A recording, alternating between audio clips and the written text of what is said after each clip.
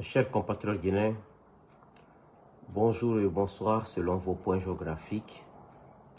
Ce lundi 25 août 2025, il est 9h35 heure de Boston. Je reviens encore sur l'actualité sociopolitique de notre pays, la République de Guinée. Avant tout, j'aimerais observer quelques secondes de prière à la mémoire de toutes les victimes des catastrophes naturelles en Guinée ces 6-7 dernières semaines. Je demande à notre Créateur de l'univers, Dieu omniprésent, omnipotent et omniscient, de nous assister. Et je demande à Dieu d'apporter un réconfort et un soutien à toutes ces familles et personnes endeuillées. Je demande à Allah, notre Créateur, de fortifier ces personnes qui ont tout perdu et qu'il pardonne le péché de toutes ces personnes disparues de manière tragique. Amen. Et que ces tragédies soient transformées en bonheur pour le peuple de Guinée pour les prochains mois et les prochaines années à venir. Une pensée aux secouristes, aux bénévoles et tout autre soutien envers ces personnes victimes d'inondations, d'éboulements, d'accidents et des feux dans les marchés. Amen. Comme c'est Allah le grand pardonneur aux repentis, nous demandons à Allah enfin d'exaucer le vœu des Guinéens épris de justice, de bonne gouvernance, de bien-être. Rien que ça. Et nous allons aller droit au but. J'avais remarqué que je vous ferai revenir sur une date en arrière. En 2017, précisément le 22 août 2017, il y a eu des éboulements d'ordures au quartier d'Ar-Salam, 9 morts sous le régime de RPG Arc-en-Ciel de Alpha Condé. Et je ne sais pas s'il y a eu, s'ils avaient accordé un deuil national à ces victimes. Je ne sais pas, depuis 2017, moi j'étais concentré plutôt à combattre le troisième mandat d'Alpha, à dénoncer les vols de deniers publics et à dénoncer l'instrumentalisation de la justice. J'étais plutôt préoccupé à ça. Et donc, il y a des informations qui me sautent parce que à la distance n'étant aux États-Unis, je ne peux pas être au courant de tout. Et donc, je prie Dieu que ces personnes, 9 personnes mortes dans l'éboulement des ordures en 2017, que Dieu ait pitié de leur âme et que Dieu ait pitié de leur, et que Dieu pardonne leurs péchés et que Dieu fortifie leur famille. Amen.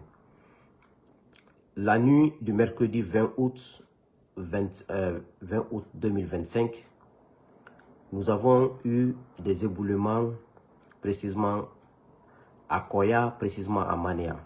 Bilan provisoire, 19 morts.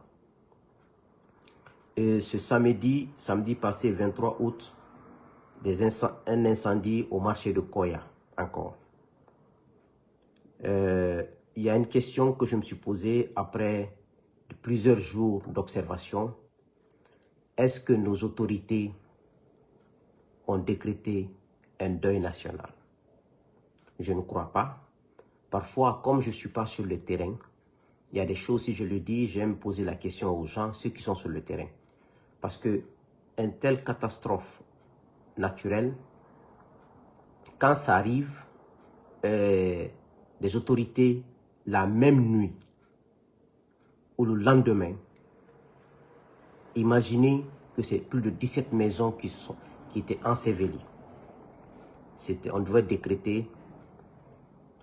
décréter un deuil national de 3 à 4 jours. Ce sont des personnes innocentes qui sont décédées, qui n'ont rien demandé. Et je ne crois pas que ça s'est fait. Si ça s'est fait, je ne suis pas au courant.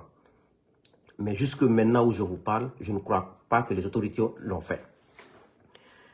Et c'est dommage parce que d'abord, ça c'est pour vous dire que ce n'est pas tout le monde qui peut gérer une nation. Ça c'est un. Quelqu'un me dit qu'ils n'ont pas fait, donc j'ai la confirmation. C'est très grave. Les catastrophes naturelles, quand ça arrive dans ce genre, la première des choses, ce sont d'abord la prise de parole du premier chef de la République, qui est le président de la transition guinéenne. Deuxièmement, un deuil national doit être décrété. Mercredi, jeudi, vendredi, samedi, dimanche, on est lundi, 6 jours après, rien n'a été fait.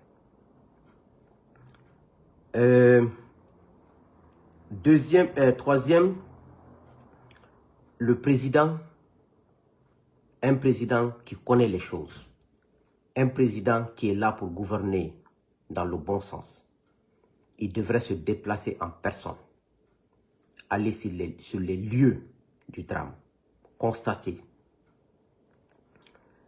Mais il n'a pas fait ça. Quand il y a des inondations, il ne s'est pas déplacé non plus pour aller sur les lieux. Quand il y a eu aussi le drame de Zérékoré, dans le stade, il ne s'est pas déplacé. Parce que de tels drames, le premier responsable de la nation doit se déplacer. Pourquoi ça? Ça s'appelle de la communication institutionnelle. Ça permet aux familles des victimes, ça permet de savoir que celui qui est le premier responsable du pays est le premier à être là pour constater à vue d'œil les réalités. Consoler les gens, caresser les gens, rassurer les gens.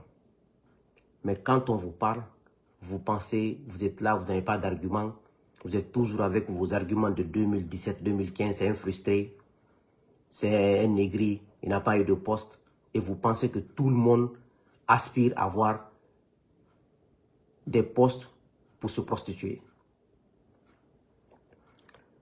Donc, c'est pour vous dire combien de fois cette junte, elle est incompétente. Elle n'est pas venue pour gérer la Guinée, elle est venue pour se servir. La réalité est là, avec des constructions qu'ils ont fait depuis qu'ils sont là, avec les vols de deniers publics, avec la crise financière qui est due à leur comportement. Parce qu'aujourd'hui, quand tu vas dans leur bureau, dans le bureau de tous les ministres, tous les directeurs, les bureaux des personnels de la présidente, le président même, vous allez trouver des millions de dollars dans leur bureau et dans leur domicile. C'est eux qui ont créé la crise financière. Et la manière dont ils prennent l'argent à la banque centrale, à travers ce gouverneur-là, Karamo Kabala, il permet des retraits d'argent n'importe comment à la banque centrale. Donc, les banques primaires n'ont plus confiance à la banque centrale. Et la banque centrale n'a plus de liquidités. Et les liquidités sont gardées dans les maisons des ministres, des directeurs, des présidents, du président et des conseillers, même des illettrés qui sont à la présidence là-bas. Ils ont l'argent dans leur bureau. Les Bill Condé, là, le conseiller, il n'est pas conseiller, il est proche du président, un illettré. Il a construit une maison futuriste à Sangoya. Allez-y voir à Sangoya. Toutes ces personnes-là, il y a des illettrés là-bas qui ont de l'argent, ils ne savent même pas quoi faire avec l'argent public. Pour vous dire combien de fois c'est mal géré ce pays. L'exemple pratique, quand il y a eu des inondations à Dakar il n'y a même pas longtemps, c'est des catastrophes naturelles, on a vu Diomaye Faye sur le terrain, il est allé constater à vue d'œil ces inondations. J'ai vu l'image sur TikTok. Lorsqu'on est chef, lorsqu'on est président, on est leader, on doit rassurer. On doit être un espoir. Parce que tout le regard est dirigé vers toi. Mais malheureusement chez nous, ceux qui viennent au pouvoir, ils viennent par accident. Et quand tu viens par accident au pouvoir, tu ne peux rien faire parce que tu es venu par accident, tu n'es même pas préparé pour ça. C'est pour cela qu'on dit que n'importe qui, n'importe ne peut pas gérer. C'est pour cela qu'on a instauré la démocratie. Pourquoi la démocratie? La démocratie permet que le peuple sache, Souleymane Condé qui parle devant vous là, il est capable de quoi? Quel est son passé? Les gens vont vérifier tout. Et ils vont choisir parmi les 10, 5, 2 candidats, le meilleur, celui qui les rassure. Celui qui a un passé propre. Mais quelqu'un prend les armes, il vient et tue des gens, il prend les revendications de l'opposition, il le dit pour la place publique, on le fait confiance. Et vite fait, comme c'est le temps qui est le meilleur juge, le temps nous permet de savoir qui il est. Combien de fois il est incompétent, combien de fois il est nul, et combien de fois il est dans les vices, et combien de fois il ne peut pas combattre la corruption parce que lui-même il est corrompu. C'est le temps qui permet tout ça. La démocratie, l'avantage de la démocratie n'est rien d'autre. Elle permet à la population de faire la différence entre un imposteur, un escroc, un homme honnête, un homme compétent. C'est ça, hein? Ça n'a rien d'autre. Parce que tu viendras t'expliquer. Dans tes explications, les populations qui t'observent, même ceux qui ne sont pas à l'école, ils vont savoir, lui là c'est un faux type. C'est ça un peu l'avantage de la démocratie. Mais les gens pensent que la démocratie, non, c'est pour les blancs. Non. Même avec nos aïeux en Afrique, c'est pas n'importe qui devenait chef de village. Non. Les gens t'observent. Je parle le temps de nos aïeux, pas de nos grands-pères, mais nos aïeux même. Pour être chef de village, il faut être un homme clean. Pour être chef d'une ville, il faut être un homme exemplaire, en comportement, en respect de la parole donnée, en caractère, un homme juste. Parce que c'est facile, quand ils veulent saboter, quand ils n'ont pas d'argument, ah c'est pour les blancs, on n'est pas comme les blancs, on ne veut pas être comme les blancs. C'est facile de rejeter les choses sans argumenter. Même nos aïeux, c'est comme ça ils gouvernaient. N'importe qui ne peut pas devenir chef dans un village, dans une ville. Ce n'est pas possible. C'est pour cela que nos aïeux ont réussi à maintenir nos sociétés. Quelqu'un qui fume de la drogue, qui se saoule la gueule, ne peut pas être un chef à l'Antiquité. Tu ne peux pas. Il faut que tu sois quelqu'un d'abord qui a du caractère, qui a de la personnalité, qui respecte sa parole donnée. Mais quand tu parles, tu dis, c'est les blancs. Non, ce n'est pas les blancs. Hein? C'est les blancs qui ont mis la démocratie en valeur. Mais la démocratie existait dans nos sociétés. Parce que pourquoi? Parce que le chef est scripté. Tous tes comportements sont regardés. Même la manière dont tu t'occupes de tes femmes, c'est observé. Donc, ce qu'on doit savoir dans notre pays, aucune priorité ne vaut la vie humaine. Tout ce que nous faisons sur cette terre, construire des routes, des maisons, des aéroports, des voitures, c'est pour l'être humain. Donc tout projet qui ne peut pas être au service, qui ne peut pas améliorer le niveau de vie de l'être humain, ça ne sert à rien. À rien du tout. Donc, vous avez vu, dès qu'il y a eu des inondations, il y a eu l'éboulement des inondations et même le truc, c'est qui les intéresse. Ils ont sorti un décret, ils ont sorti ou un arrêté, suspendre 2 grands partis politiques. C'est ce qui les intéresse. Comment confisquer le pouvoir. Ils ont continué à mettre en œuvre leur stratégie de confiscation de pouvoir. Ce n'est pas de compatir aux douleurs des familles. Ça ne les intéresse pas. Ça ne les intéresse pas du tout.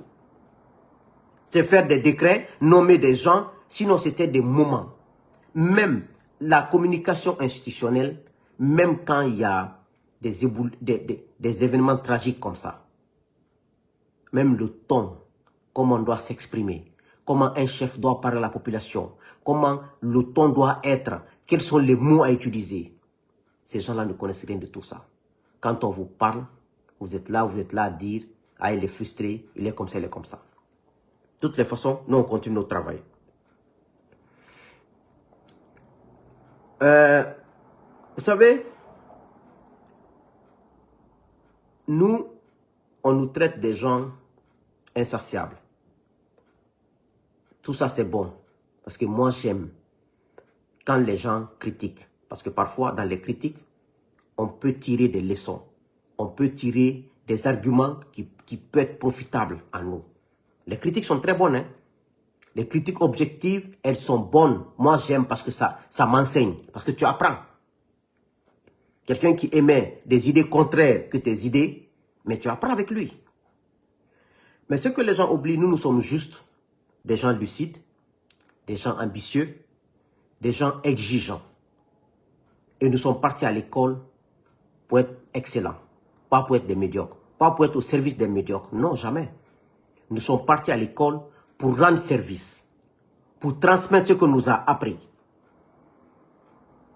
Mais on ne peut pas aller à l'école, passer des nuits blanches à réviser, passer des jours à réviser et aller être au service d'un illettré qui n'a pas fait même le collège. Je ne peux pas faire ça. Au nom de quoi?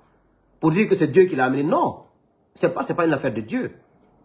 Je vous ai dit, la logique est dans toute chose dans la vie, il y a la logique. On ne peut pas remettre tout sur la tête de Dieu. Non, il y a la logique. S'il n'y a pas de logique, on n'allait même pas pouvoir faire des voitures dans ce monde-là, faire des avions, monter dans les avions. Il faut monter dans un avion mal réparé ou mal fait. Quand ça va tomber, tu vas dire que c'est Dieu qui a fait. Il y a la logique dans toute chose. Il y a les principes et les valeurs.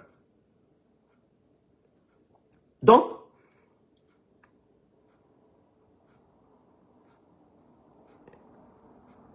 celui que nous gouverne aujourd'hui, qui est venu par les armes en tuant plus de 400 militaires, et qui continue à tuer, et qui a mis Diané, Dr Diané, Kassori Fofana, Damaro, et Ibrahima Kourouma, Bill Gates, toutes ces personnes en prison, parce qu'ils se sont enrichis quand ils étaient au pouvoir.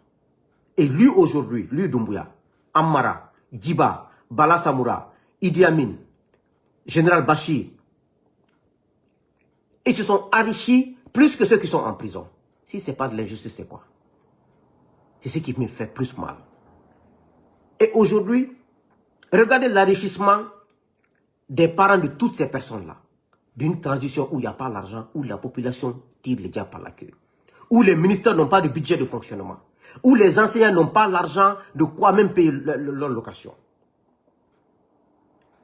C'est pour ça que je vous dis souvent que Doumbouya est un narcissique, un manipulateur, un trompeur. Quand il voit les vieilles personnes, il s'agenouille pour les saluer. Il est heureux, il est humble. Tu as vu, un président s'est agenouillé, c'est un trompeur. Moi, je n'ai pas besoin de voir un vieux, de m'asseoir pour le... Non, j'ai besoin de te respecter dans mon cœur, dans mon âme et dans ma tête. Mais je n'ai pas besoin de m'agenouiller, te saluer. Il trompe les gens sur tous les plans. Depuis au début, je vous ai dit que c'est un trompeur. Un trompeur, un manipulateur. Quand il voit des militaires, il te dit, ah, je veux profiter de ton expérience, je veux faire ça. Un trompeur. Et quand il est prêt, il te poignarde. Ça, c'est une personne à qui on peut faire confiance. Mais dans cette vie, l'homme encense celui qui lui ressemble. Toutes les personnes qui applaudissent Doumbouya, qui l'encensent, ils ont le même comportement que Doumbouya. Ils sont faux comme lui, ils sont trompeurs comme lui. Mais c'est parce que, vous savez, c'est ce qu'on avait au sein du FNDC en 2019. Dans ce FNDC-là, FNDC des États-Unis, dans notre groupe WhatsApp, il y avait des gens infiltrés de l'administration. Toutes les réunions qu'on faisait, ils prenaient les captures, ils envoyaient les gens de la présidence. Tout ce qu'on disait dans nos réunions, il y a des gens à Washington qui, après la présidence là-bas, qui racontaient même ce que moi je disais. Un jour, on m'a remonté une information. Même les FNDC de Belgique, de partout, étaient infiltrés par des gens comme ça.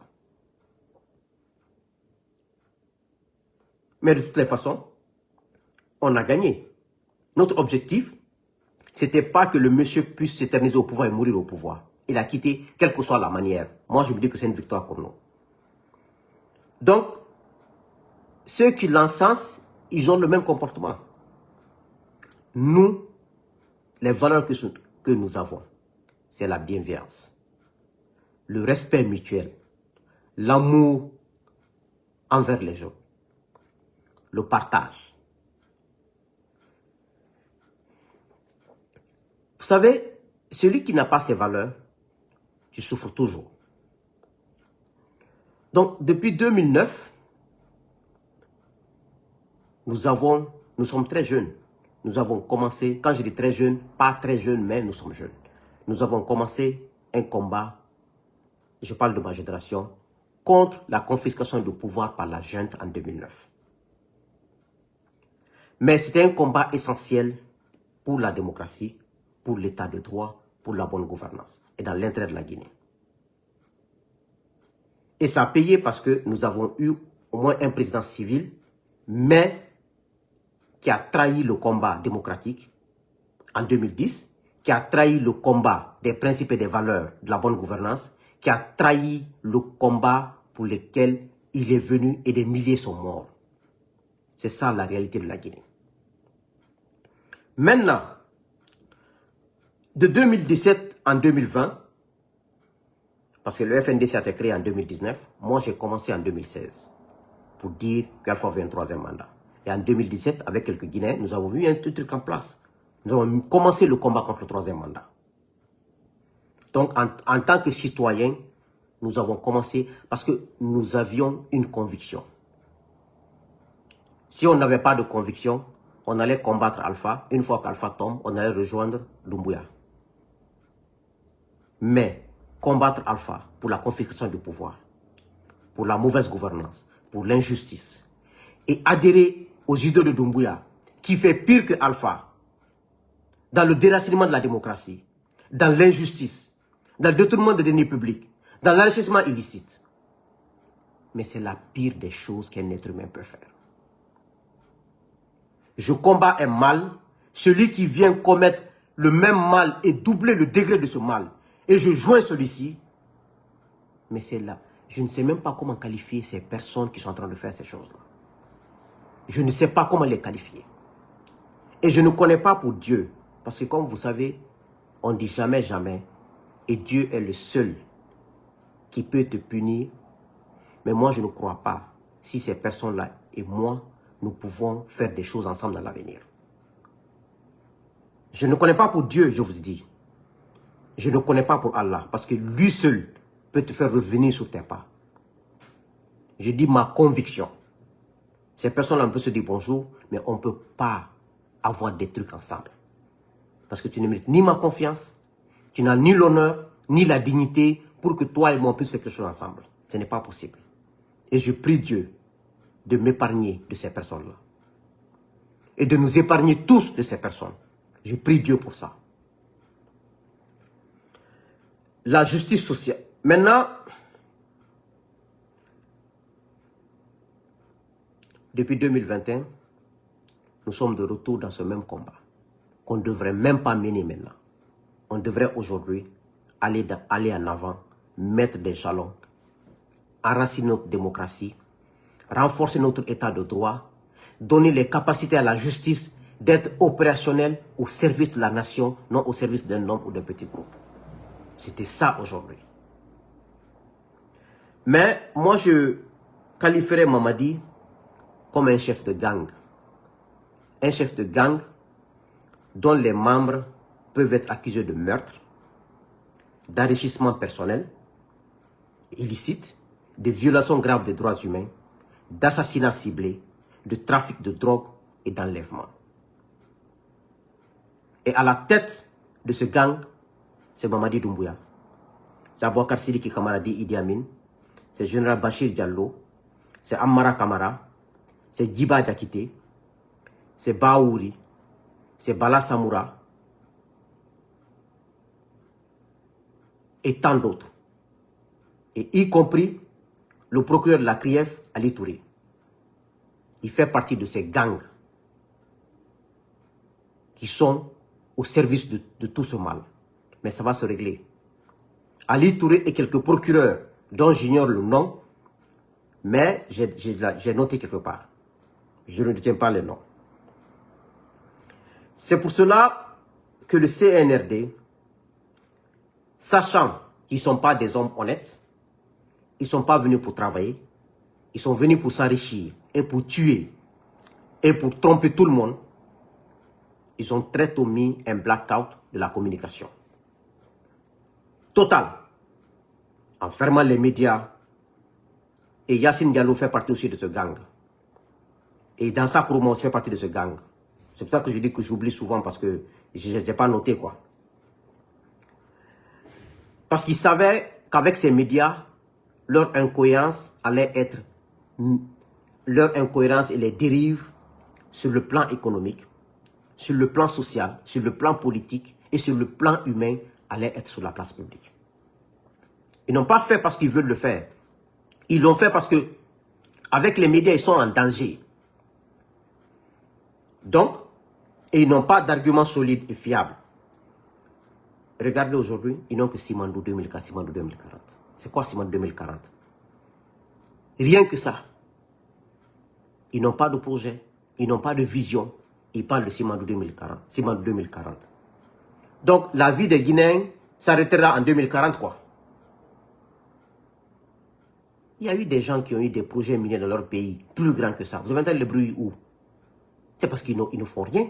Ils ne font que faire de la propagande c'est démesurée à tous les niveaux. On dirait que la Guinée doit s'arrêter en 2040. Les mines. Demandez aux experts des mines et aux grands économistes. Je ne suis pas un expert des mines, je ne suis pas un économiste. Un développement durable ne se construit pas sur l'extractivisme des mines. C'est-à-dire extraire la terre brute et les vendre. On ne développe jamais un pays avec ça. Et depuis sous l'ancien régime, j'ai dénoncé ça. Ceux qui me suivent peut-être peuvent témoigner dans une de mes vidéos. La Guinée fait partie de ces pays où ces soi-disant intellectuels, où les chefs d'État se glorifient d'avoir extrait des terres brutes et envoyé chez les pays puissants qui gardent comme des réserves stratégiques.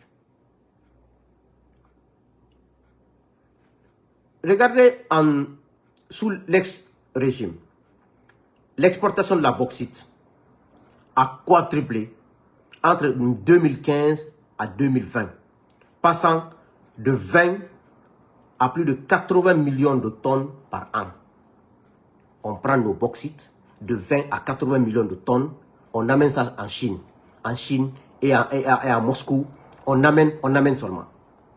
On détruit nos sols et nos sous-sols. Bien que je ne suis pas un expert des mines, un expert économique, en économie, quand je voyais le ministre des Mines de Alpha et Alpha lui-même se vanter, on a un port profond, on va amener telle tonne, ça me faisait mal au cœur. Je ne sais pas pourquoi ça me faisait mal. Je me disais que c'est de la fausseté. Parce que extraire de la terre brute, ça finit. Et puis de manière démesurée, tu peux vendre tes ressources. Mais tu les vends de façon modérée et tu contrôles. Et rien n'est contrôlé. Les Chinois et les Russes viennent, ils prennent. Personne ne contrôle.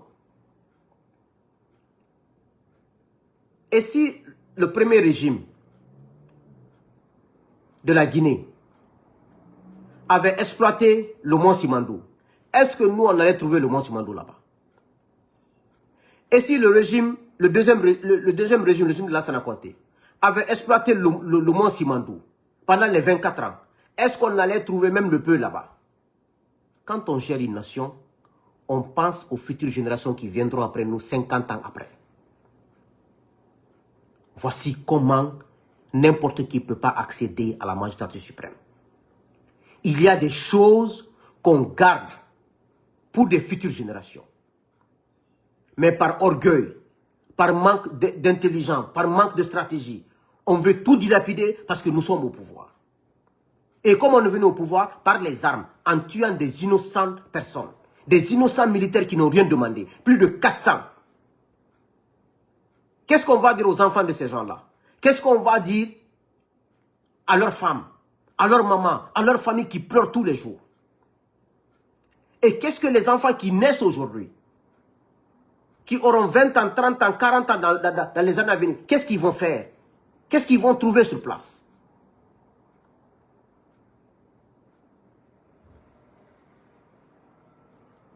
L'exploitation minière, j'ai toujours eu cette idée, je ne sais pas comment, en n'étant pas un expert, pour moi, les mines devaient être des valeurs ajoutées pour la Guinée, non des priorités pour le développement de la Guinée. Maintenant, eux, ils ont exploité ça. Plus de 80 millions de tonnes par an, de 2015 à 2020. Ça a apporté quoi à la Guinée? Dites-moi. Qu'est-ce que ça a apporté à la Guinée? Ça donne l'électricité à la Guinée 24 heures sur 24. Ça donne de l'eau au robinet. Ça fait... Les routes ont été construites. Maintenant, regardez. La Guinée était le plus grand fournisseur de bauxite de la Chine, premier producteur mondial d'alumine. Maintenant, on va avancer. En 2023, là, les sociétés étrangères ont exploité plus de 120 millions de tonnes de bauxite. Plus de 120 millions de tonnes de bauxite. En 2024, plus de 140 millions de tonnes de bauxite. Et la ville de Boké est complètement détruite. En complicité avec les enfants de Boké. Avec les fils nés, grandis à Boké, les fils dignes de Boké, avec leur complicité. Parce que sous Alpha Condé, ces enfants de Boké, ils avaient tous des camions, des pick-up à Boké dans les mines. Quelqu'un me confiait que quand tu vas à Boké, tu peux mettre, il y a des trous là-bas, tu peux mettre un camion remorque dedans, ça disparaît. Vous imaginez? Vous imaginez le dégât de ces trous sur l'écosystème de Boké? Vous imaginez ce que ça fait à l'environnement de Boké? Vous imaginez que ça peut créer comme maladie aux futures générations de Boké? Dans 20 ans, 30 ans, les enfants de Boké seront nés avec des séquelles, avec des maladies. Qu'est-ce qu'on va dire? Où on va trouver des ressources pour ça? Et les Chinois travaillent tellement mal dans les pays d'Afrique chez nous, ils s'en foutent de l'environnement, les camions ne font que rouler, le vent ne fait que prendre ses bauxites, tout Boké est devenu rouge. Avec tous ces millions de bauxites. Jamais une école de référence à Boké. Ni primaire, ni collège, ni lycée. Jamais un hôpital de référence à Boké. Jamais les routes de référence et des maisons sociales de référence à Boké. Pourquoi on se vante de vendre des terres brutes aux gens? Pourquoi on est fier de détruire notre nation? C'est ma question pour vous. Moi, j'appelle ça de l'autodestruction. On se détruit nous-mêmes. Toutes les zones minières sont détruites. Regardez Sigiri. Depuis combien d'années? Je ne connais pas sous la Première République, mais sous la Deuxième République, sous Lansana Conté, l'or quitte à Sigiri pour aller au Ghana. Jusque maintenant, l'or qui devait quitter Sigiri pour venir à la Banque centrale, évaluer, après partir là où ça va partir, mais ça quitte de Sigiri, ça va. Tous les enfants de Sigiri ont abandonné l'école. L'État n'existe pas dans ces lieux. Ils sont en train d'exploiter les mines qu'ils veulent de l'argent. Des enfants de 10 ans, 15 ans, 8 ans. Qu'est-ce qu'ils vont faire de l'argent? Pour vous dire que la nation guinéenne est en danger. Mais quand on vous dit, vous pensez que nous sommes en train de critiquer. Ce n'est pas des critiques. On alerte. On vous met en garde. On vous dit que ce n'est pas bon pour l'avenir de la Guinée. Exploitation minière, oui. Mais de manière mesurée, modérée et le respect de l'écosystème, le respect de l'environnement et le respect des règles et des normes. et les endroits, les lieux d'exploitation minière doivent bénéficier en termes d'infrastructures routières, en termes d'écoles, en termes de tout. Mais des mauvais gouvernants s'asseyent à Conakry, ils prennent tout l'argent, ils mettent dans leur poche, ils transfèrent dans les comptes ailleurs. Je demande à Dieu, tout Guinéen qui profite de ça, que Dieu te maudisse et que Dieu ne fasse pas que ni toi, ni ta famille, ni ta progéniture puissent profiter de cet argent. Amen. Déjà, ceux qui ont volé pendant plus de 10 ans sont en prison déjà. D'autres sont en prison, d'autres sont en exil. Vous n'allez jamais profiter de ça. Vous n'avez pas de cœur, vous les dirigeants. Vous n'avez pas de cœur, vous ne faites que mentir à la population. Vous êtes des tricheurs, des manipulateurs. Au temps de deuxième régime de Lansana Conté, il y avait l'exploitation de diamants à Banankoro. Ils appelaient ça Benko. Et on appelait la société Arédor. Je vous donne des exemples très pratiques là. Quand ces gens-là, je crois que c'était les Anglais qui exploitaient le diamant. Partout où ces sociétés viennent, ils créent des vies, ils créent des hôpitaux ambulants là. Ils créent des choses, tu sens qu'il y a une vie. Ça, c'est des étrangers qui viennent, qui créent des vies modestes, des vies meilleures pour nos ingénieurs, pour nos travailleurs. Mais après, quand la société est fermée, ces gens-là tombent dans la dèche. Pourquoi? Mais on est maudit ou quoi?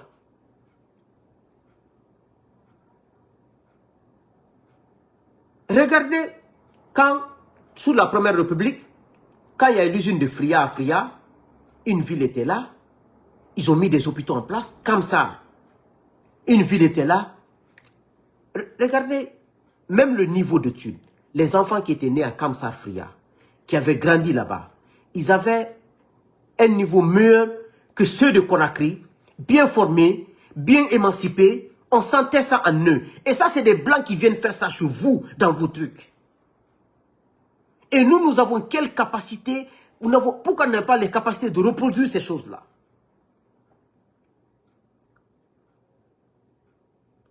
Mais des exemples sont là. Banankoro, moi j'étais à Banankoro. Il y a le petit frère de mon père qui travaille là-bas, à l'aérodrome. J'avais quoi? J'avais 7 ans, 8 ans ou j'avais 6 ans, je me rappelle, ou 9 ans. Il y avait une vie dans la cité. Maintenant, quand tu quittes la cité Arédor, tu viens dans la ville de Benko là-bas, il n'y a pas de goudron. Tout c'est rouge. La population vit dans la dèche. Et les... Une petite vie uniquement pour les cadres. Et la ville de Banankoro n'a pas été goudronnée, il n'y a pas été loti, rien n'a été fait. Les Anglais, ceux qui sont venus pour exploiter, prennent notre diamant, ils envoient. Et la ville ne profite même pas. Mais quand tu dis des choses, on te prend pour le mal de chez nous. Le mal de l'Afrique, ce sont nous-mêmes, nous les Africains. Alpha Blondy l'a dit. L'ennemi de l'Afrique, ce sont les Africains. Ce n'est rien d'autre. On se plaint de la colonisation, de la dominance, des Blancs. Chaque peuple a été de près ou de loin colonisé et dominé.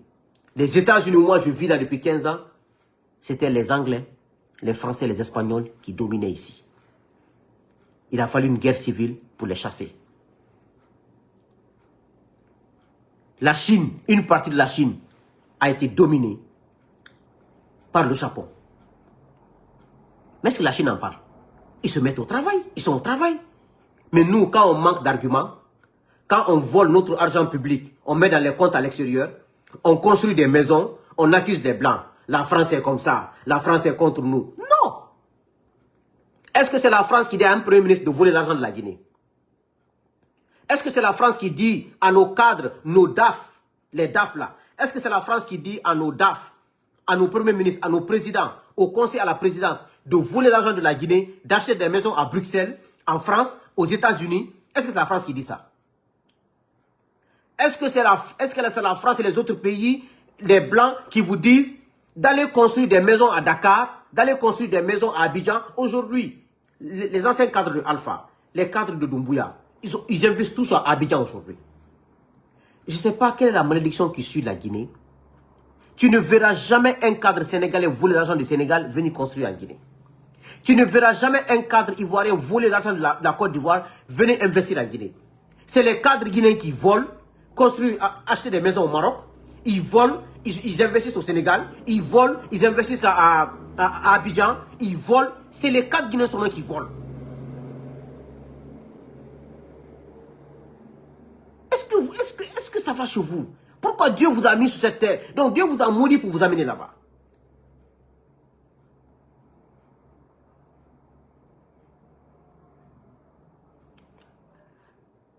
Au lieu d'être pragmatique, moi c'est pour ça que je dis que moi je suis dans le pragmatisme. Je ne suis pas dans les théories là. Qu'est-ce que je peux faire pour changer maintenant là, ça là? Si je ne peux pas, qu'est-ce que je peux faire comme alternative pour faire autre chose? Au lieu d'investir massivement dans l'éducation, dans l'agriculture, créer des entreprises de services, posséder une capacité énergétique, afin d'aller vers l'industrialisation, au moins. Mais tu es en Guinée que tu vois, un illettré à la présidence, à côté du président, est millionnaire en dollars. Et Altina Nadoni. C'est en Guinée que tu vois un DAF construire un étage 10 niveaux. Où vous prenez cet argent-là? C'est en Guinée que tu vois chez un ministre, il a plus de 5 à 6 4x4 dans sa cour qui coûte au moins 40 000 $.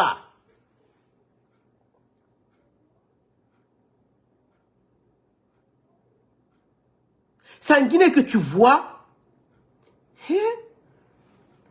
je vous dis, le malheur de la Guinée, ce sont les Guinéens, ce sont nous-mêmes. Ce n'est ni la France, ni les États-Unis, ni la Russie. On se fout de toi parce que toi-même tu es corrompu, parce que toi-même tu montres l'exemple. Regardez, j'oubliais, quand j'étais en Guinée, je travaillais en tant que responsable de ressources humaines.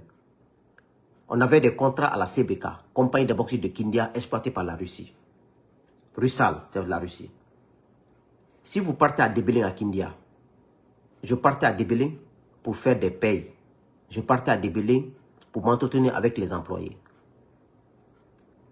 Depuis combien d'années Rusal travaille en Guinée, la Russie, depuis plus de 60 ans. Il faut voir dans la misère dans laquelle ces gens-là travaillent. Il faut voir comment Débélé est exploité de manière sauvage. Il faut voir comment les employés sont maltraités. C'est ça, quand je vous vois, je préfère la Chine que les États-Unis. Je préfère la Russie que la France. Je préfère ça. On ne doit pas avoir de préférence. Quand notre intérêt se trouve en Corée du Nord, on doit partir en Corée du Nord. Quand l'intérêt de la Guinée n'est pas en Sierra Leone, je n'irai pas en Sierra Leone. C'est pour cela que moi, votre histoire de panafricanisme, ça ne m'intéresse pas. Est-ce que vous m'avez vu parler de panafricanisme un jour? Ça ne m'intéresse pas, je ne m'intéresse pas à ça. Ce qui m'intéresse, c'est la Guinée. Nous sommes en retard, de telle manière que ça me donne des vertiges. Je ne m'intéresse pas des autres pays, ça ne m'intéresse pas. Ce qui m'intéresse, c'est la Guinée. Les défis à relever sont tellement énormes que je n'ai pas le temps de m'intéresser d'un autre pays. Je n'ai pas ce temps. C'est la Guinée qui m'intéresse, c'est la Guinée que je veux. On est en 2025. Il n'y a pas courant 24 sur 24 en Guinée. Ça, c'est un drame, un crime. On n'a pas l'eau 24 sur 24 au robinet. On n'a pas de route. Il n'y a pas d'école. Il n'y a pas d'université de référence.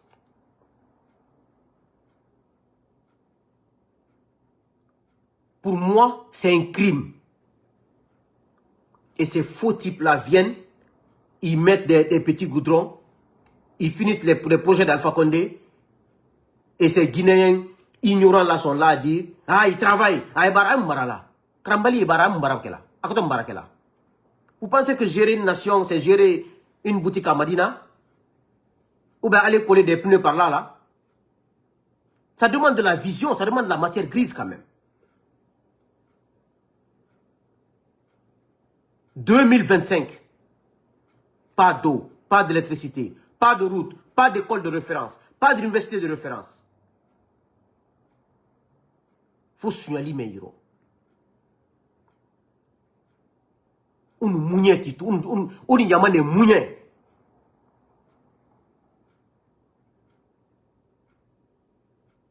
C'est ce que la Guinée mouille fait. Ils profitez mara. Vous n'allez pas profiter. Vous êtes là à dire c'est de la propagande. On va mettre l'industrie. D'abord, c'est pour ça que je dis qu'il faut investir massivement. Massivement dans l'éducation et dans l'agriculture. Parce que même pour creuser des trous, transporter l'eau jusqu'au dans les foyers, il faut de la compétence. Pour entretenir les tuyaux, entretenir les maisons, l'électricité dans les maisons, il faut de la compétence. C'est pour ça que la dernière fois, je vous ai dit, je me suis adressé à la jeunesse guinéenne, qu'il faut travailler à l'école. Il faut se former. Le développement dont moi j'aspire, dont nous tous nous aspirons là, sans la compétence, ce n'est pas possible. Il ne faut même pas rêver. Si vous pensez que c'est s'asseoir derrière les téléphones ou aller faire... Ce n'est pas possible. Même pour entretenir les routes, pour nettoyer une ville, il faut de la matière grise. Il faut de la formation. Je vous dis, le développement exige le travail. Même pour nettoyer les immeubles, les vitres, nettoyer les vitres, il faut de la matière grise. Le fainéantisme ne développe pas une nation. La propagande ne développe pas une nation. Le mensonge ne développe pas une nation. Donc, pour s'industrialiser, il faut un savoir-faire. Et le savoir-faire ne s'apprend que sur les bancs. Pour être un bon plombier, il faut un savoir-faire. Pour être un bon menuisier, transformer les choses, il faut un savoir-faire. Si on ne possède pas de savoir-faire, on ne se développera jamais. Et même si quand ça arrivera, on sera obligé d'appeler les autres de venir travailler pour nous. Parce que tu ne connais pas. Quand tu ne connais pas, tu ne connais pas. Hein? On n'invente pas le savoir. Hein? On n'invente pas le savoir. Hein? Le savoir ne s'invente pas. Ça se cherche.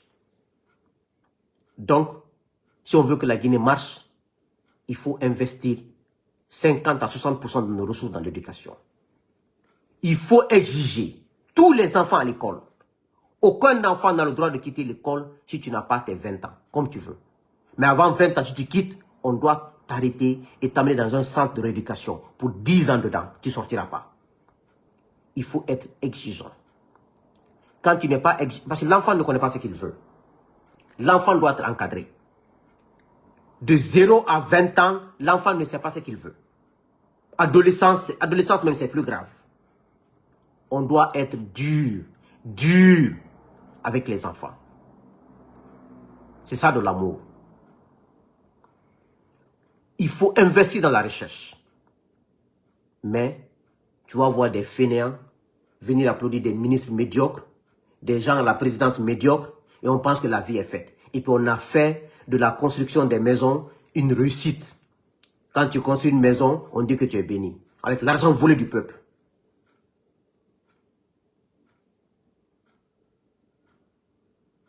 Quand tu voles l'argent, tu achètes des voitures pour ta femme, on dit que tu as réussi. Réussir quoi? On a changé les normes dans ce pays. Les priorités sont renversées. Les valeurs sont renversées.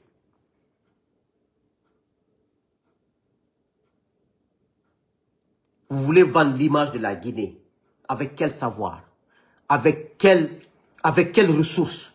Vous vendez des images qui n'existent pas.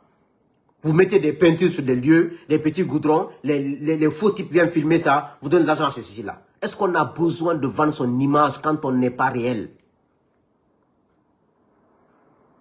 Quand tu travailles chez toi, les gens viendront constater d'eux-mêmes, ils viendront d'eux-mêmes. Mais tu n'as pas besoin d'appeler les gens, les payer de l'argent, de venir filmer des petites parties qui sont belles et puis publier ça sur les réseaux sociaux. Ça, ce n'est pas le développement.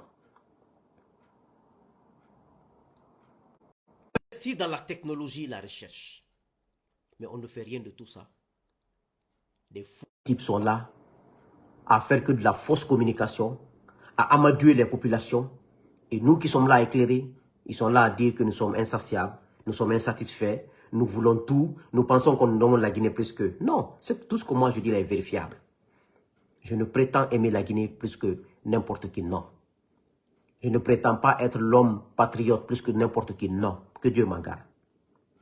Ce que je constate et ce que je dis. Et je dis ce que je pense selon ma petite expérience. Selon mon petit niveau. Maintenant, si je fais des erreurs, d'autres vont me rectifier. Et puis j'apprends. Je continue ma vie. On est en 2025. Des enfants. La dernière fois, j'étais allé à l'école de mon enfant. Mon enfant, il a quel âge? Il a 6 ans. Ils étaient assis. 6 à 7 enfants, ils avaient des ordinateurs.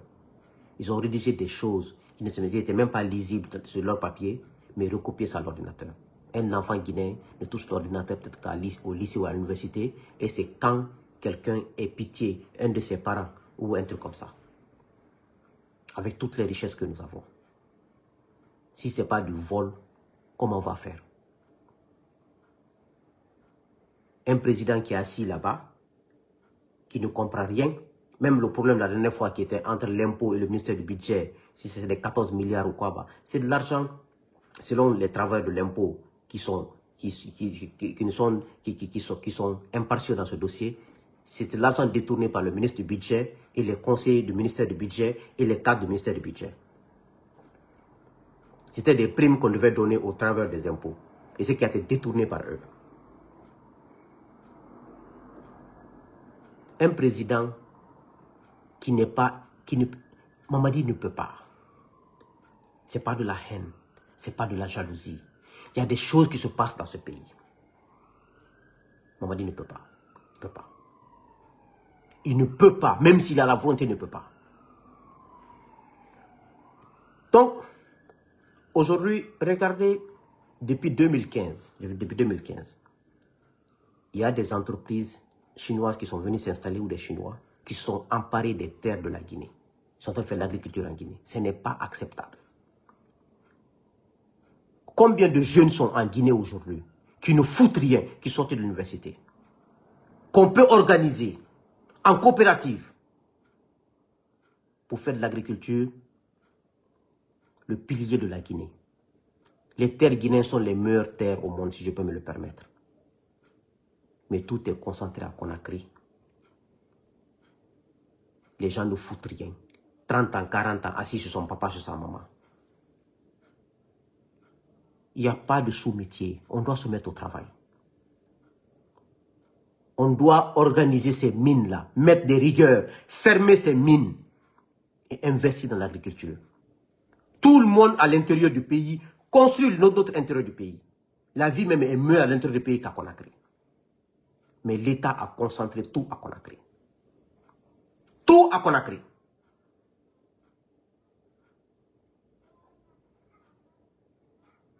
Regardez ce qui m'a choqué un jour, quand le général Lansana Conté vivait, mais il était malade, il était presque la fin de son truc. Ils sont allés amener Lansana Conté à Sofonia, inaugurer l'université, donner son nom. Des hangars, hein? Des hangars construits. Le jour où je suis allé, parce que moi je suis allé à l'université à Sofonia en 2007. En 2006, je suis allé à l'université à Sofonia en 2006, 2005, 2006. Quand je suis allé, directement je suis allé en 3e année. Parce que j'ai fait le test, j'ai eu le test et le test correspondait à la 3e année. Quand je me suis assis dans les classes, là, ce jour-là, j'avais 26 ans.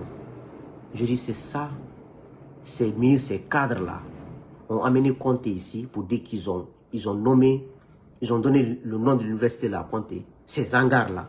Ils n'ont pas payé tout l'argent qu'ils sont en train de voler. Ils n'ont pas pu mettre des buildings de qualité pour donner ça le nom là au général Lansana Conté. Je crois que quand il était malade, il était obligé d'accepter comme ça. Parce que lui-même, il était un président, il n'est pas bête. Il a vu que c'était des hangars. Sinon, l'université de Sonfonia a un emplacement tellement merveilleux.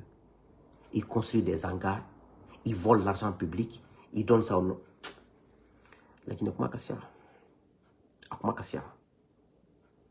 Et ils étaient fiers de dire qu'ils ont ouvert une université. Ils n'ont même pas honte de leur vie. Maintenant, ils prennent leurs enfants, ils envoient au Maroc, ils envoient au Sénégal, ils envoient aux États-Unis, au Canada en train d'étudier avec l'argent public et ils font des taudis pour les enfants des pauvres comme nous.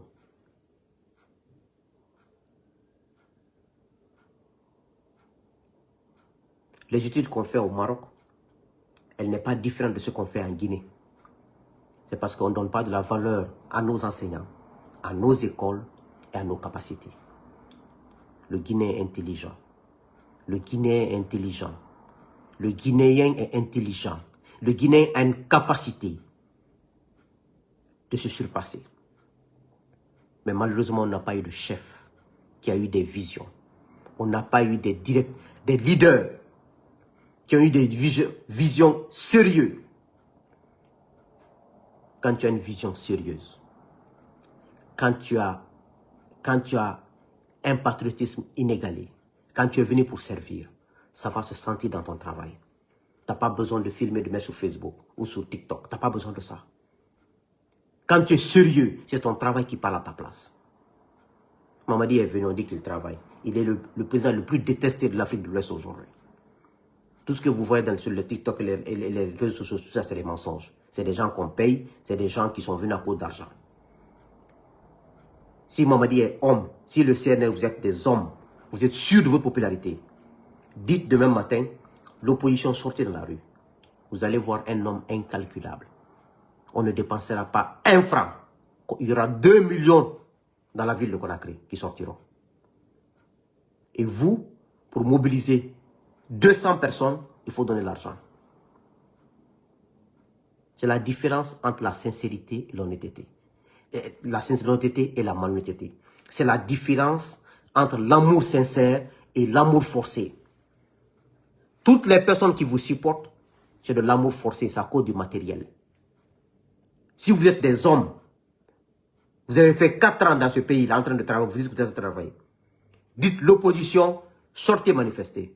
Vous allez voir 2 millions de personnes dans la rue. Et vous ne pourrez jamais avoir 2 millions de personnes dans la rue. Même si vous sortez tout l'argent de la banque centrale, vous ne pouvez pas l'avoir. Quand on aime, on ne calcule rien. L'opposition a juste besoin de dire sortez. On n'a même pas besoin de l'argent pour ça. C'est là-bas qu'on se rend compte de la différence entre l'amour sincère et l'amour forcé et entre ce qu'on force et ce qui est naturel. Mais ça va aller. Parce que moi, je suis confiant. Il y a beaucoup de Guinéens comme moi qui vivent en Guinée, qui vivent à travers le monde. Et qui sont en train de se battre pour que la Guinée change et ça va changer. Je disais que il ne faut jamais faire à autrui ce que tu ne voudrais pas qu'on te fasse. Jamais. Mais une chose reste certaine, les crimes contre les innocents finiront par hanter tous les responsables, de près ou de loin. Dieu ne dort jamais, Dieu ne se contredit pas. Kalibi Dabo de Kankan, hier j'ai vu une de tes vidéos en parlant de Fonike Mangué et des arrêts et des kidnappings. Le moment de te répondre n'est pas arrivé. Le moment de te répondre viendra.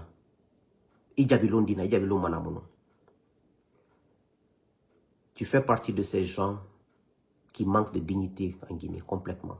Parce que tu fais partie des rares personnes qui partaient voir Alpha Condé en Turquie. Alpha ne recevait pas n'importe qui. Tu ne peux pas être un militant fervent d'Alpha Condé. Ce qu'on lui a reproché, c'est nous qui avons reproché ça à Alpha Condé. On a ce droit, nous sommes Guinéens. Il y avait des preuves. Et vous avez supporté Alpha Condé sur ce mensonge, sur ces mauvaises gouvernances, et quelqu'un qui vient le renverser, qui dit qu'il est venu réparer cette mauvaise gouvernance, qu'il est venu pour faire mieux qu'Alpha Condé, lui fait pire qu'Alpha Condé, et vous supportez celui-ci, vous ne méritez rien dans ce pays. Rien du tout. Je m'adresse aux militants et sympathisants qui ont quitté le RPG Arc-en-Ciel, qui ont quitté Alpha et qui ont rejoint les militaires là. Vous ne méritez rien dans ce pays, ni l'honneur, ni la dignité, parce que vous n'en avez pas.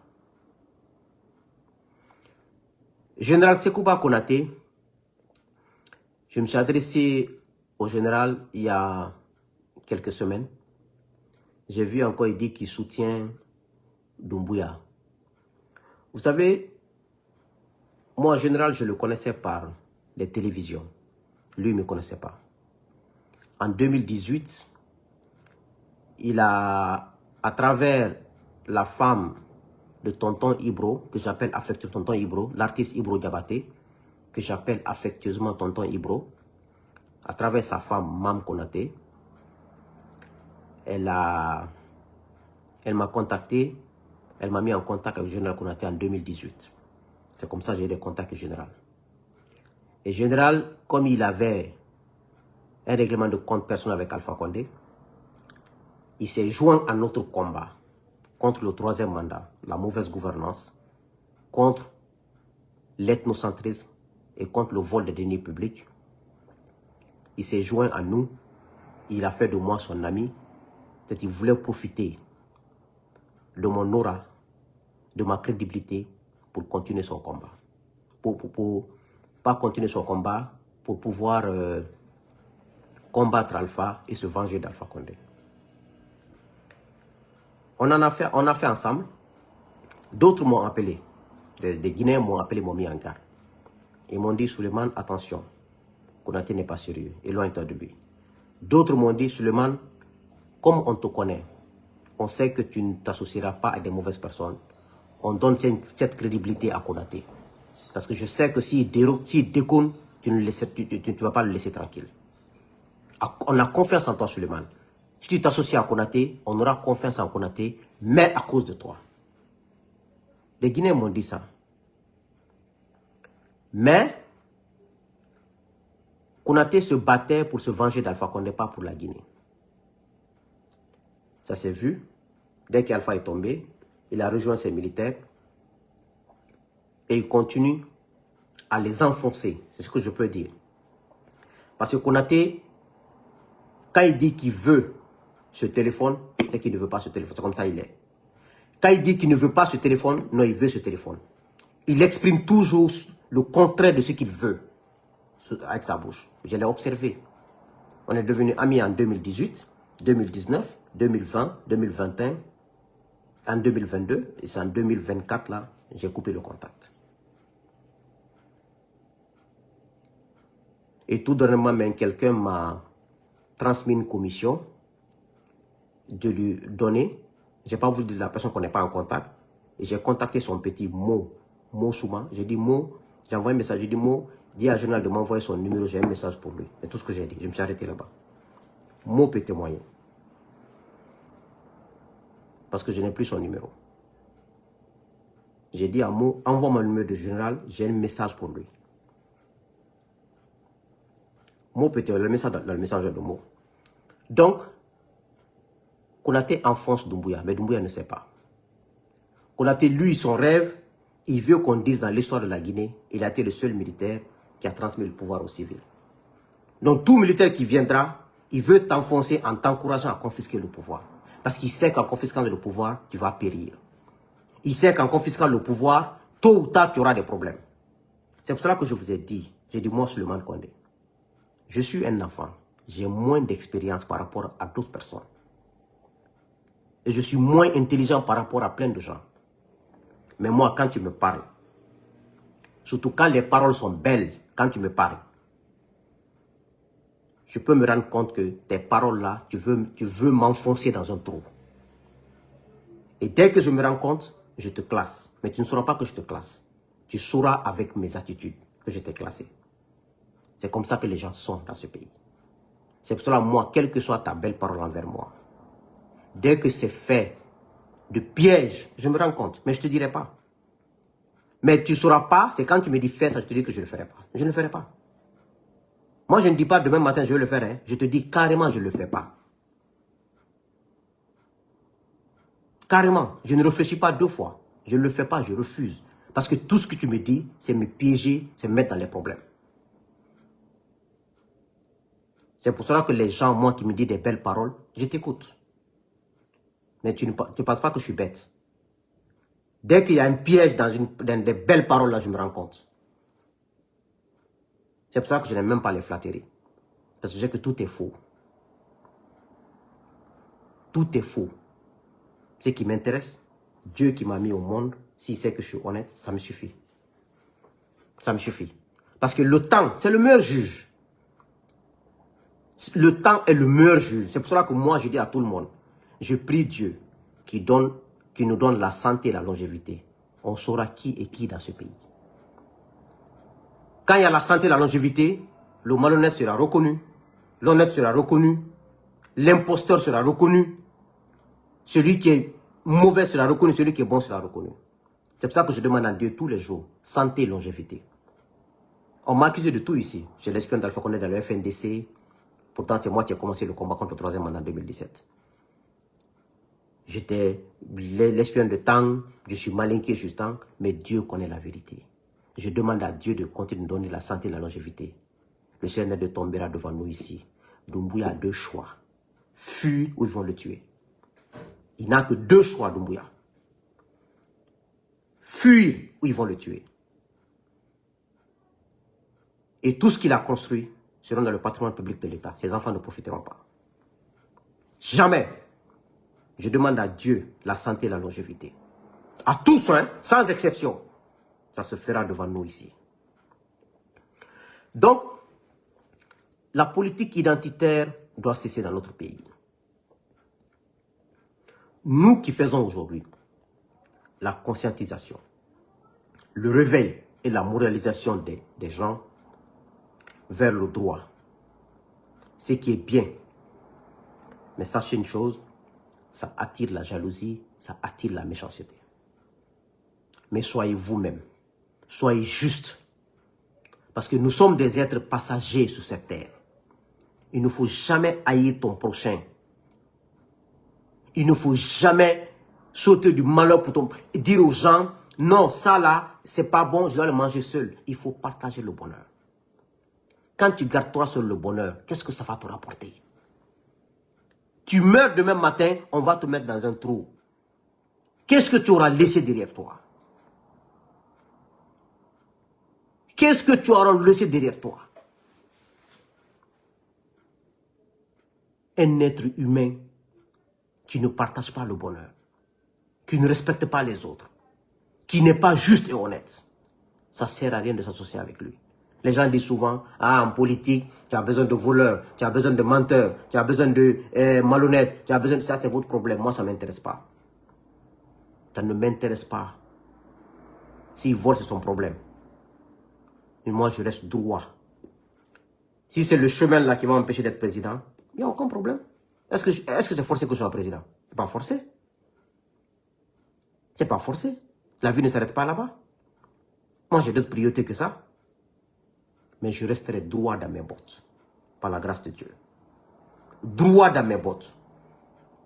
Et je n'accepte et je ne m'associerai jamais à l'injustice, à la mauvaise gouvernance, à la manipulation contre les autres.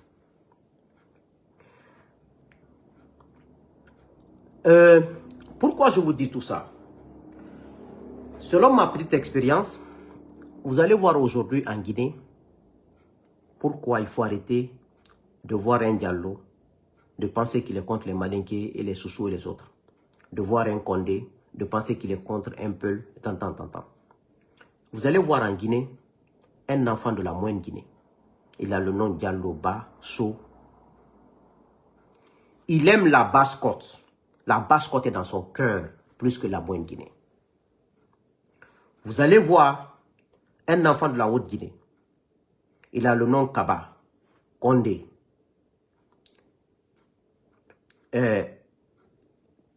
Doumbouya et autres.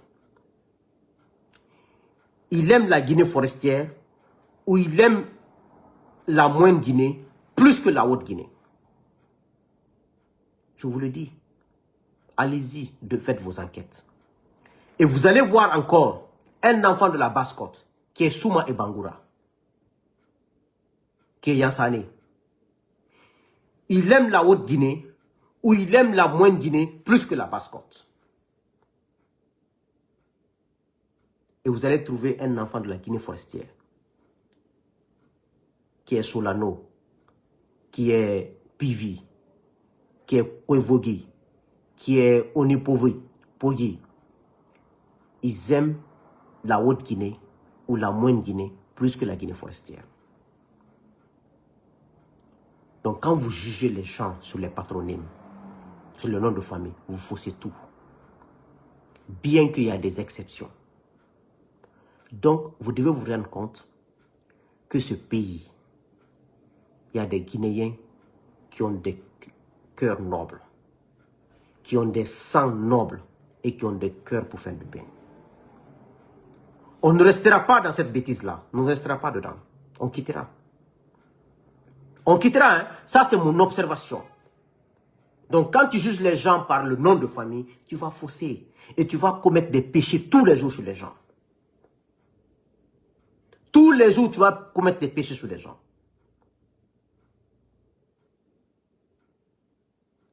Donc, considérons-nous comme des êtres humains qui sont là pour un temps. Peu sur cette terre. Regardez le président. Sékou a régné 26 ans. Il est où? Il a disparu depuis 40 ans. Conté a régné 24 ans. Il a disparu. Il est où? Alpha a régné 10 ans. Il est où? Dadis et Sekouba, ils sont où? Nous sommes que passagers. La seule chose qui peut nous sauver en Guinée, c'est le respect de la loi. C'est le respect des valeurs démocratiques. C'est le respect envers les autres. C'est partager le bonheur. Tu ne sais pas si tu vas mourir demain ou après-demain. Pourquoi ne pas être sérieux? Partager le bonheur, rendre des Guinéens heureux et pour qu'on puisse s'en sortir ensemble. Et qu'on puisse préparer l'avenir pour les prochaines générations. Vous êtes là seulement à vous accaparer des biens publics. Ali mo finta ko dum, alta dom al denta dom. Ka jamana wurita kala marabuna, ka jamana wurita kala man la bureau kono, ka jamana wurita ka to bon sana la fangare. O ko to munyalal mabu. Ay munyalal mabu. Hali memba dalama al dol blaka sur al dol foi. Al yi arabaden soumandi. Arabaden ye dou kané pour un moment donné. Même quand tu fais 70 ans sur cette terre, à partir de 70 ans, mais tu ne peux plus manger correctement. Tu ne peux plus t'habiller correctement. Tu ne peux plus dormir correctement. Alors pourquoi on va se quereller pour des trucs inutiles? Je sais que vous allez dire, ah, seulement tu es du Kalama. Ah, il ne connaît rien. Oui, il est du Kalama. Mais là, il a fait même quoi. Il fait un coton mondial allemand. Ben Alina, moi, il a fait un coton. Ben Alina, place là, moi, il a fait un nini. Aka munyalma. Aka munyal denma. Ati fou fu wuya. Sunyali. Mon fa. Mon tonyon. O munyalalma.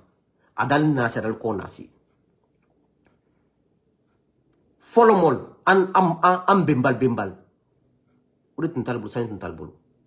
Mais horo literally. Al kumakan. Al balunda njal di kobe kinye. Uli kake braka dunal koro hante braka wuyarno. Mais an ni mana la, ni wuya fote, ni sunyalite, ni kaninte, li mo musul ko, ali wuya fola, ali tora la mola, ali mo la wuya kan. Jamana wotomini. Fansisi. Bougez pas tal koro. Tant qu'il y a les tonyoka. Vous savez comment la transition patauge? La transition patauge. Parce que vous êtes malhonnête. Si vous étiez honnête, moi je l'ai aujourd'hui en Guinée, en train de vous aider. Et moi je n'aide pas la malhonnêteté. Je ne peux pas. Je ne peux pas. La vérité finit toujours par se savoir. Maintenant, regardez aujourd'hui. Nous ne sommes pas dans un combat politique aujourd'hui. Hein. Je vous le dis clair. Nous ne sommes pas dans un combat politique. Nous sommes dans un combat de dignité. Ce que le CNL est en train de vous faire, ce n'est pas un combat politique, c'est un combat de dignité. Ante combat politique rotende. Horoya combat liro. Ani Jomaya kele anyole late. C'est pour cela que je vous ai dit, CNRD, nous, ce n'est pas de la politique. Ils veulent nous détruire. Tous, c'est nous qui avons fait le combat. Donc notre objectif, c'est de les détruire. Ceux qui veulent les caresser, c'est votre problème. Mona girina politique giremara de politique giremara. Yomaya girinara. Donc na yomaya girina naki.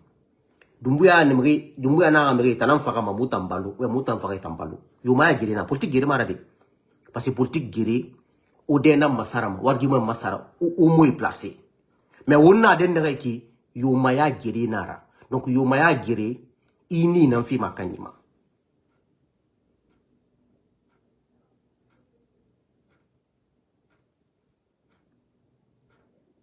Ko yaure, gere yaure.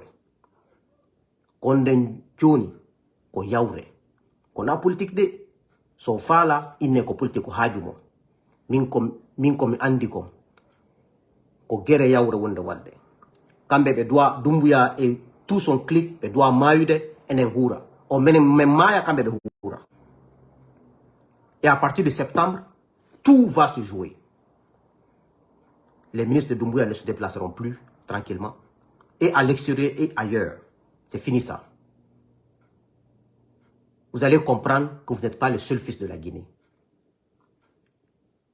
Avec cette vous pensez que vous pouvez nous piétiner. On va vous piétiner aussi. Sans état d'âme. C'est un qui va perdre. Je ne suis pas en train de m'amuser ou en train de placer les mots ou parce qu'un politicien doit parler modérément. Je m'en fous. Pour le moment, je ne me considère pas comme un homme politique. Je me considère comme un citoyen dont on veut brimer les droits. Et si tu veux me brimer, je te brimerai. Tu veux me piétiner, je te piétinerai. On est dans ce contexte. Ceux qui veulent utiliser les paroles diplomatiques, c'est votre problème. Ceux qui veulent utiliser les trucs, c'est votre problème. Moi, je n'ai pas ce temps. Nous sommes allés à l'école, nous avons décidé de faire de la politique pour changer les choses en Guinée. Et ils viennent, ils veulent nous piétiner. Ils veulent nous faire croire que nous n'existons pas. Nous ne sommes pas les Guinéens. On verra comment ça va se finir. Nous sommes dans un combat, je le répète aujourd'hui encore, c'est le résultat qui compte. Ce n'est pas qui a plus de moins, ce n'est pas qui est puissant, ce n'est pas ça, c'est le résultat. Ils veulent rester au pouvoir jusqu'en 2040. Nous, on dit que ce n'est pas possible. C'est le résultat qui compte. Ils ne veulent pas qu'on rentre en Guinée, ils veulent qu'on reste par là. Ils veulent que nous n'exerçons pas notre droit politique. On verra aussi. C'est le résultat qui compte. Hein. S'ils veulent, ils n'ont qu'à quadriller toute la ville de militaires. Demain matin, si un caporal renverse Doumbouya, on va l'applaudir, on le prendra comme un héros. Notre combat est atteint. Je vous le dis, hein. Donc, c'est ça un peu. Doumbouya a fait le coup d'État. On l'a applaudi parce qu'il nous a dit que les institutions ne fonctionnaient plus en Guinée. La justice est manipulée par le régime de RPG Arc-en-Ciel. La corruption endémique est là. Ils se sont enrichis. Et lui, il vient, il fait pire que eux. Et vous voulez qu'on se taise, qu'on la ferme et qu'on le supporte. Et nous, dans le cas encore, on a un amadin sur un feu. Amoudou nous nama, c'est que Moutangé mouti barré. Otangé n'andi barré. C'est ce qu'il a dit. C'est pas nous, c'est lui qui l'a dit. Et vous voulez qu'on la ferme sur ça? Non, moi je ne peux pas la fermer pour ça. Jamais de la vie. En 4 ans, est-ce qu'il a pu mettre une seule institution en place? Aucune institution ne marche. Regardez le CNT, géré par un malhonnête comme dans Sakuruma. Un homme où les gens, aucun conseil ne l'aime là-bas. Il faut parler avec les conseils du CNT. Ils détestent dans ça, ils disent qu'il est arrogant. Il insulte les femmes là-bas. Il parle mal aux dames là-bas. Il ne respecte personne là-bas. Parce que c'est un arriviste. C'est un arriviste. Quelle est l'institution qui marche en Guinée depuis que Doumbouya est là? Pourtant, il a dit que les institutions ne marchaient pas sous Alpha Condé. Alors pourquoi il a fait le coup d'État? Pourquoi il a tué les enfants des gens? Pourquoi il a tué les enfants des gens? Pourquoi il continue à tuer les enfants des gens? Il n'a mis aucune institution en place. Il vient, il se taille une constitution sur mesure encore. Comme ceux que les autres ont fait. Et il donne cette constitution à des Guinéens fainéants qui ne connaissent ni le droit, ni l'économie, qui n'ont aucun niveau, qui ne peuvent même pas lire cette constitution pour comprendre. Et que c'est eux qui véhiculent la constitution à l'intérieur du pays. Manyo manamana yi quoi. Kanaka manamana installé mon jamana kono. Regardez aujourd'hui la crise liquide, la crise financière. Il n'y a pas d'argent. La Guinée n'a jamais connu ça. Tellement ils ont volé. Dites-moi. Regardez l'administration publique, regardez la justice, comment c'est manipulé. Depuis qu'ils ont annoncé la date du référendum le 21, leur référendum et leur constitution le 21 septembre 2025 là, toute l'administration est à l'arrêt. Ça fait, déjà, l'administration ne travaillait pas à cause de l'incompétence des gens qu'il a pris et mis par décret partout là-bas. Et depuis qu'ils ont annoncé le référendum, ça fait 2 mois. Tout le monde est à l'intérieur du pays, ça ne marche pas. Avec la crise financière et la crise de liquidité. Et la crise économique. Ce qui intéresse Doumbouya, c'est prendre sa cocaïne, dormir 2 jours, 3 jours, les forces spéciales sont là. Après, ces faux types-là viennent, les Idi Amin là, ils viennent l'entourer, ils viennent faire des discours, ils viennent tromper des gens, ils ne gèrent pas ce qui l'intéresse, comment dormir, se lever, ces gardes spéciales sont côté, c'est tout. Gamana Djennaba, Gamana Finkelaba, ce n'est pas son problème. Et Ali a fait un sur le Kanya Beouma. Doumbouya a même âge que moi. Il a 45 ans, j'ai 45 ans. Je n'ai pas laissé Alpha Condé, qui est presque le grand frère de mon papa. Bah, je vais dire comme ça. Je vais le laisser pour quelqu'un qui a le même âge que moi et qui fait des bêtises, qui n'a aucune compétence. Au nom de quoi? Au nom de quoi je vais me taire? Au nom de quoi?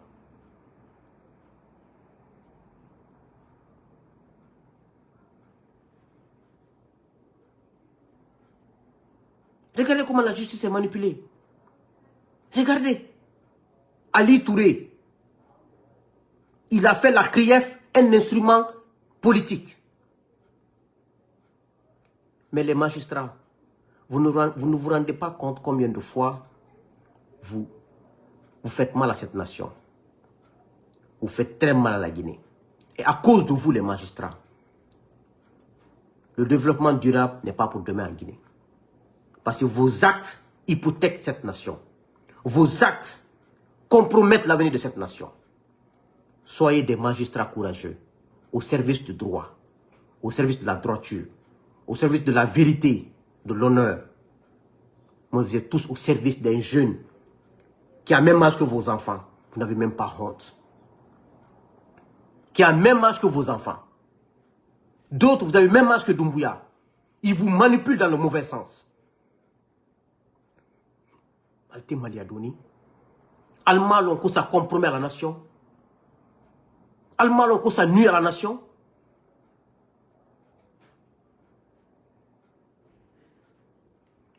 Je vais m'arrêter là.